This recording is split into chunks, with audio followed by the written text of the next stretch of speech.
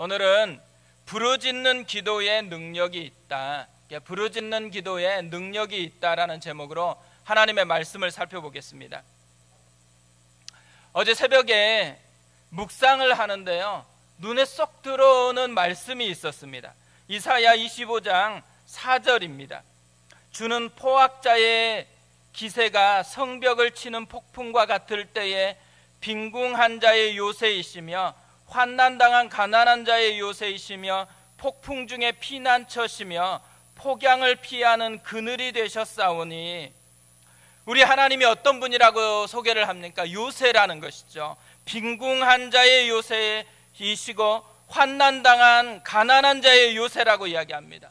또한 폭풍 중에 피난처이고 폭양을 피하는 그늘이 되시는 분이라고 소개를 하고 있습니다. 시편 46편 1절에서도 이렇게 노래를 합니다. 하나님은 우리의 피난처시오 힘이시니 환난 중에 만날 큰 도움이시라. 하나님은 우리의 피난처이시고 힘이라고 합니다.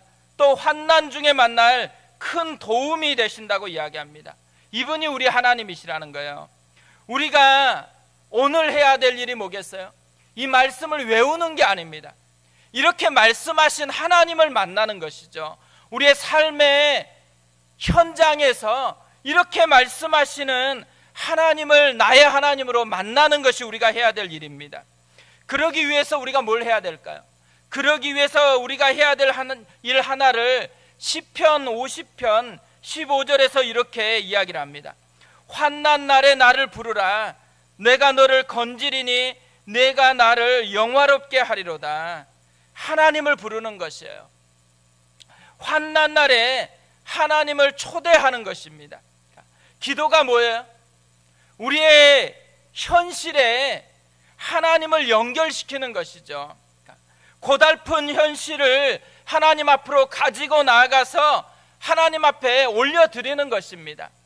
그래서 우리의 환난당하는 그 삶에 하나님이 함께하는 그 모습으로 변화시키는 것이 기도라는 것이죠. 그러면 거기에서 우리와 함께 하시는 하나님을 만나게 되어진다라는 것이죠. 기도에는요, 뚜렷한 약속이 있습니다. 예레미야 33장 22절과 3절에 하나님께서 이렇게 약속합니다. 이를 행하시는 여호와, 그것을 만들며 성취하시는 여호와, 그의 이름을 여호와라 하는 이가 이와 같이 이르시도다. 너는 내게 부르짖으라. 내가 내게 응답하겠고 내가 알지 못하는 크고 은밀한 일을 내게 보이리라. 마태복음 7장에서 예수님이 이렇게 약속을 합니다. 구하라, 그러면 너희에게 주실 것이요, 찾으라, 그러면 찾아낼 것이요, 문을 두드리라, 그리하면 너희에게 열릴 것이니 구하는 이마다 받을 것이요, 찾는 이가 찾아낼 것이요, 두드리는 이에게 열릴 것이니라. 너희 중에 누가 아들이 떡을 달라 하는데 돌을 주며 생선을 달라 하는데 뱀을 줄 사람이 있겠느냐? 너희가 악한 자라도 좋은 것으로 자식에게 줄 줄 알거든. 하물며 하늘에 계신 너희 아버지께서 구하는 자에게 좋은 것으로 주시지 않겠느냐? 바울도 빌립보서 4장에서 이렇게 말씀합니다. 아무것도 염려하지 말고 다만 모든 일에 기도와 간구로 너희 구할 것을 감사함으로 하나님께 아뢰라. 그리하면 모든 지각에 뛰어난 하나님의 평강이 그리스도 예수 안에서 너희 마음과 생각을 지키시리라. 기도에는요, 정말 엄청난 약속들이 있습니다. 우리가 할 일이 뭐겠어요? 이 말씀을 붙잡고 그냥 기도하기만 하면 되는 것입니다. 염려하지 말고 하나님 앞에 나아가 부르짖으면 된다라는 거죠. 근데 이게 쉬울까요? 어려울까요? 답은 쉽잖아요. 근데 삶으로 이것을 구현하는 것은 쉬운 것이 아닌 것 같습니다. 지금 이스라엘 백성들을 보세요. 이스라엘 백성들이 처한 상황, 처한 현실이 어때요? 이사야 25장과 진짜 비슷합니다. 피난처가 필요한 폭풍 중에 있어요. 그늘이 필요한 폭양, 진짜 땡볕에 놓여 있습니다. 진짜 환난 중에 있어요.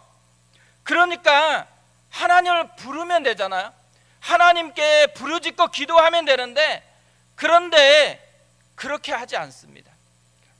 그렇게 할 것 같은데 그렇게 하지 않아요. 출애굽기 1장을 읽어보세요. 아들을 낳으면 버려서 죽이라고 명령을 했어요. 그렇게 참혹한 현실인데도 불구하고 출애굽기 1장에는 기도가 없습니다. 어디에도 기도했다라는 기록이 없어요. 2장도 보세요. 여전히 기도가 없습니다. 대신 2장에서는 한 가지 이야기를 합니다. 모세의 이야기를 합니다. 모세의 엄마가 자신의 힘으로 갈대 상자를 만들어 가지고 떠나보내는 이야기가 나와요. 또한 모세가 자기 힘으로 이스라엘 문제를 해결하려다가 광야로 도망간 이야기가 바로 오늘 본문 전에 나옵니다. 두 이야기의 공통점이 하나 있어요. 공통점이 뭘까요? 기도하는 대신에 자신의 지혜로, 자신의 힘으로 할 수 있는 데까지 다 해본다라는 것이죠. 그러다가 23절 오늘 말씀에서 처음으로 기도하는 것이 나옵니다. 23절을 다시 보세요. 여러 해 후에 애굽 왕은 죽었고 이스라엘 자손은 고된 노동으로 말미암아 탄식하며 부르짖으니 그 고된 노동으로 말미암아 부르짖는 소리가 하나님께 상달된지라. 언제 처음으로 기도를 해요? 여러 해 후에입니다. 여러 해 후에라는 이 표현 속에 담겨 있는 두 가지 의미가 있어요. 첫 번째 의미가 뭐냐면 이스라엘 백성들의 입장에서 생각해보는 의미예요. 막연한 기대가 다 무너진 후에라는 의미입니다. 애굽 왕이 죽었잖아요. 새로운 왕이 등극을 했어요. 새로운 왕이 등극하니까 이전의 왕보다는 새로운 뭔가가 일어날 것이라는 기대감을 가졌죠. 근데 더 나아졌나요? 더 나아진 게 아니에요. 훨씬 더 힘겨워지면서 고된 노동이 그들에게 따라왔다라는 것이죠. 막연하게 기대했던 것들이 완전히 다 무너진 후에 기도가 시작되었다라는 거죠. 또 하나, 여러 해 후에라는 이 말은 모세의 입장에서 살펴보면요, 모세가 광야로 도망한 지 40년이 지난 후에라는 의미예요. 모세가 광야에서 있었던 40년 시간, 그때 무엇을 하고 있었어요? 내 힘으로 이스라엘 백성을 구원할 수 있을 것이라고 생각했잖아요. 그게 다 사라졌어요. 나는 아무것도 할 수 없다고 느꼈던 그때가 여러 해 후에라는 의미라는 것이죠. 내 힘으로 할 수 있다라는 것이 다 빠지고 오직 하나님밖에는 도움이 없다라고 느껴지는 그때가 기도하기 시작하는 때였다라는 것입니다. 결국 여러 해 후에라는 이 말의 의미는 뭐겠어요?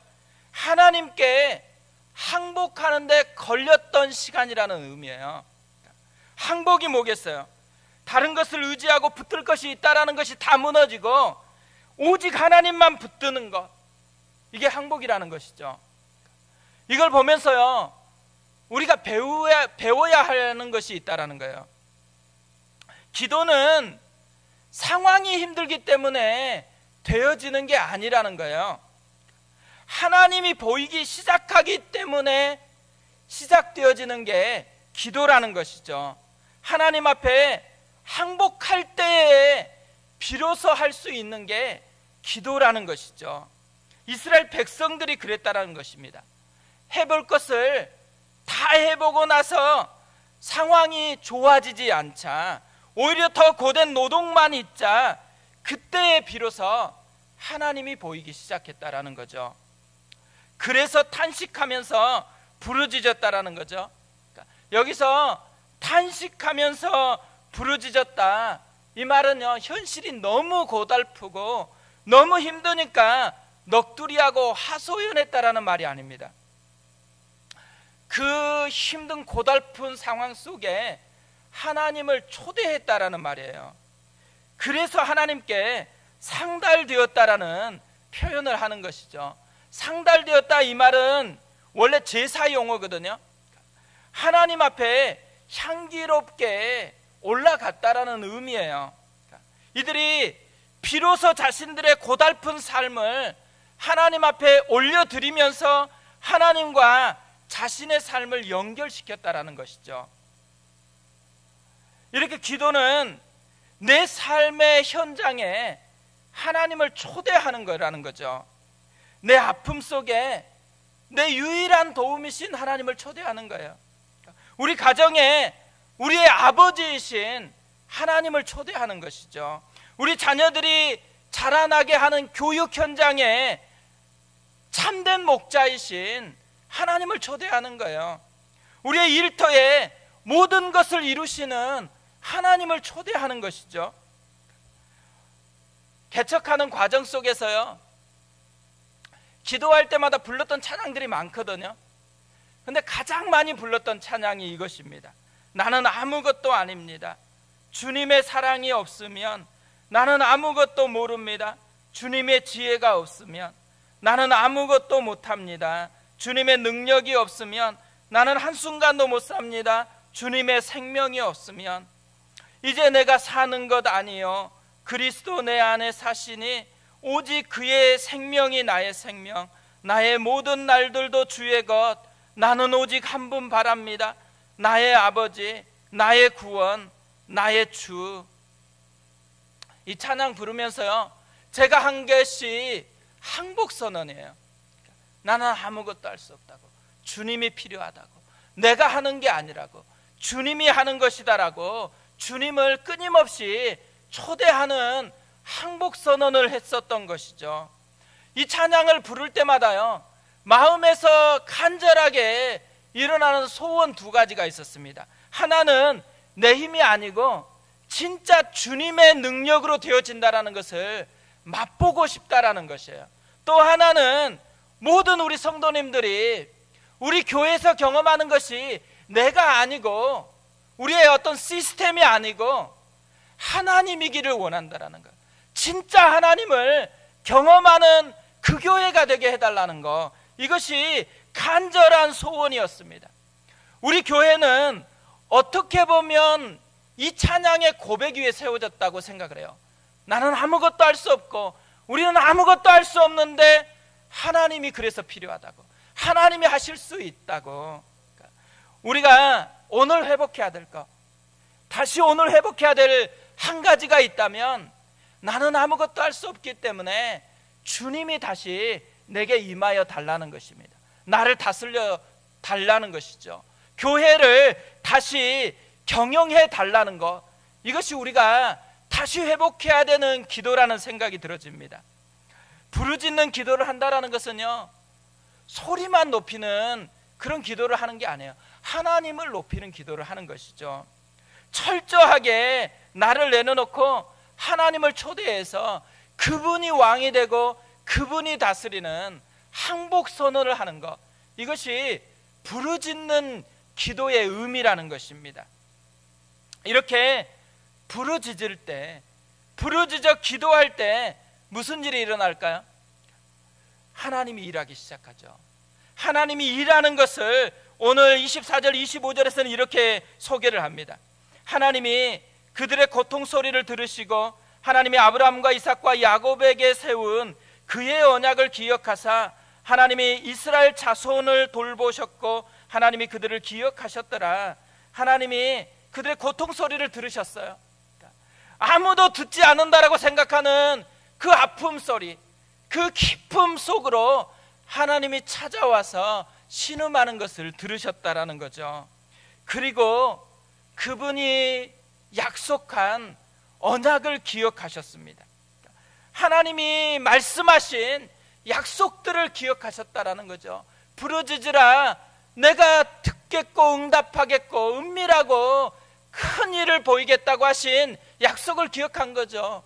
또 구하면 아버지께서 좋은 것 주시겠다 약속을 기억하시는 거죠. 내가 했던 약속을 기억하는 게 아니에요. 그의 약속, 그분이 하신 약속, 하나님이 하신 약속을 기억한다고 얘기를 합니다. 그 약속을 붙들고 뭘 하세요? 그 약속을 붙들고요, 자기에게 구하는 그 백성을 돌보세요. 그리고 그들을 기억하신다고 그렇게 약속하고 있는 것이죠. 하나님께 맡기면 하나님이 책임져 주신다라는 거예요. 하나님께 기도하면 하나님께서 일하여 주신다라는 것이죠. 그래서 우리가 다 알고 있는 유명한 기도 명언이잖아요. 사람이 일하면 사람이 일할 뿐이지만 사람이 기도하면 하나님께서 일하신다.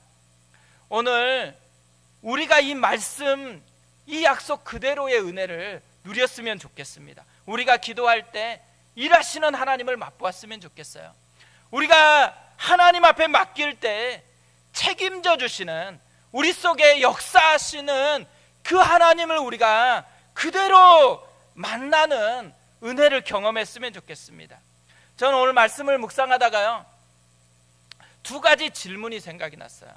하나는 누가 기도할 수 있는가? 누가 기도할 수가 있다고 얘기합니까? 힘든 사람이 기도하는 거 아니에요. 그러니까 힘든 것 때문에 하나님을 바라보기 시작하는 사람이 기도할 수 있다라는 거죠. 하나님께 항복한 사람이 기도할 수 있다라는 것입니다. 그런데 성경을 보면요, 하나님께 항복하고 기도한 두 종류의 사람이 나옵니다. 첫 번째로는 이스라엘 자손들과 같은 사람이에요. 그러니까 자기가 너무 현실적으로 힘든 그 과정 속에서 하나님을 바라보면서 기도하기 시작하는 사람이에요. 또 한 종류는 느헤미야와 같은 종류의 사람입니다. 자기는 힘들지 않아요. 자기는 잘 살고 있어요. 그런데 무너진 하나님의 백성들이 보이는 거예요. 하나님이 필요한 진짜 불쌍한 영혼들이 보이기 시작하는 거예요. 하나님의 눈으로 보는 그 사람이 기도할 수 있게 되어진다라는 것이죠. 우리는 둘 중에 어디에 속해 있을까요? 우리 교회는 어떤 교회가 되어야 할까요? 느헤미야와 같은 그런 교회가 됐으면 좋겠습니다. 우리가 이 땅의 영혼들을 보면서 하나님의 마음으로 그들의 영혼을 불쌍히 여기면서 기도했으면 좋겠어요. 우리가 우리 아이들의 영혼을 보면서요, 하나님의 시각으로 보면서 불쌍히 여기면서 기도했으면 좋겠어요. 저는 두 딸을 키우고 있잖아요. 두 딸을 키울 때마다 어느 때는 강력하게 내면 속에서 충동이 일어날 때가 있습니다. 내 힘으로는 안 되니까 진짜 주님이 필요하다고, 주가 진짜 역사에서 하나님을 경험하는 딸들이 되게 해달라고. 그래서 그럴 때마다 딸들에게 선포해요. 하나님이 강력하게 이런 마음을 주신다. 오늘부터 너를 위해서 기도하겠다고, 오늘부터 우리가 기도하겠다고, 그러면서 기도를 시작하거든요. 아이들을 볼 때마다요, 하나님의 시선으로 보면서 그 아이들의 깊은 영혼 속에 하나님이 필요하다고 느헤미야처럼 간절한 마음으로 기도하는 그 교회가 되어지는 것. 또 수많은 영혼들이 주가 없어서 죽어가요.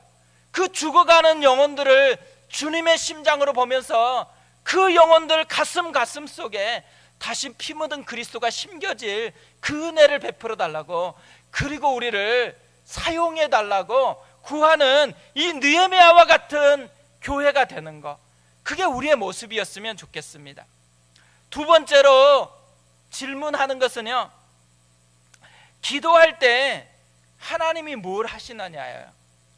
오늘 본문은요, 2장의 모세 이야기하고 3장의 모세 이야기 사이에 놓여있는 아주 짤막한 세 절의 에피소드거든요. 2장의 모세 이야기는 철저하게 무너진 모세예요. 3장의 모세 이야기는 뭐예요?